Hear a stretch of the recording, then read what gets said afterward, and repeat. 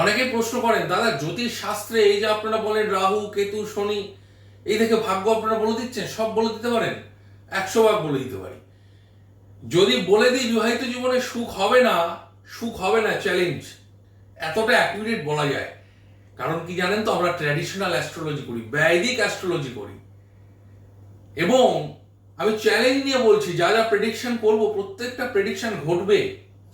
যদি দেখা যায় কারোর কুণ্ডলী সপ্তম ভাবে কেতু বসে আছে, দাদা নিশ্চিত থাকুন তার বিবাহিত জীবনে সুখ হবে না। প্রথম বিবাহ বহু ক্ষেত্রে বিচ্ছেদ হয়ে যাবে। যদি কারোর কুষ্টিতে দেখা যায় সপ্তমে রবি বসে আছে, বৃহস্পতি দ্বারা অনুগৃহীত হলে কিছুটা বিবাহের সুখ পায়, ডিভোর্সটা থেকে একটু বেঁচে যায়, হয়তো হতে গিয়ে হয় না, কিন্তু সপ্তমে রবি দাম্পত্য জীবনের সুখ থেকে মানুষকে কিন্তু নাশ করে, সুখ কিন্তু পেতে দেয় না সহজে। সংসার চলতে চলছে মাঝে মাঝে এমন এমন অশান্তি, এমন এমন মতানৈক্য, একটা ডিভোর্স হওয়ার মতো পরিস্থিতি।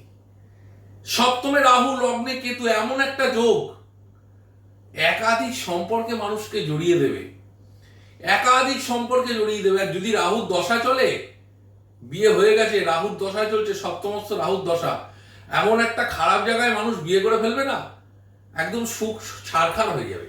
এতটা অ্যাকুরেট বলা যায়। মেলান না, আপনারা যারা ভিডিও দেখছেন আপনার চার্ট খুলুন, খুলে মেলান যে ছকগুলোর কথা বলছি। সপ্তমে মঙ্গল, কাম স্পৃহা উদ্দাম। সপ্তমে মঙ্গলের কিন্তু বিবাহিত জীবন সুখ হয় না।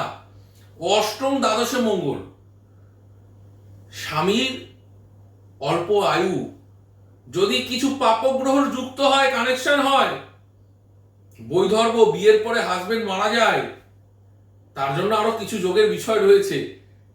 এতটা অ্যাকুরেট বলা যায় শুধু একটা গ্রহের অবস্থান দেখে। সপ্তমে শনি কেতু, লিখে দিচ্ছি বিবাহিত জীবনে সুখ হবে না, মিলিয়ে নেবেন। এতটা অ্যাকুরেট জ্যোতিষশাস্ত্র। তাই জ্যোতিষশাস্ত্র কিন্তু আপনাদের জীবনের নতুন রাস্তা দেখাতে পারে, জীবনকে সুন্দরভাবে সাজিয়ে দিতে পারে, জীবনকে সুখময় মধুর করে তুলতে পারে। সকলে ভালো থাকুন, নমস্কার।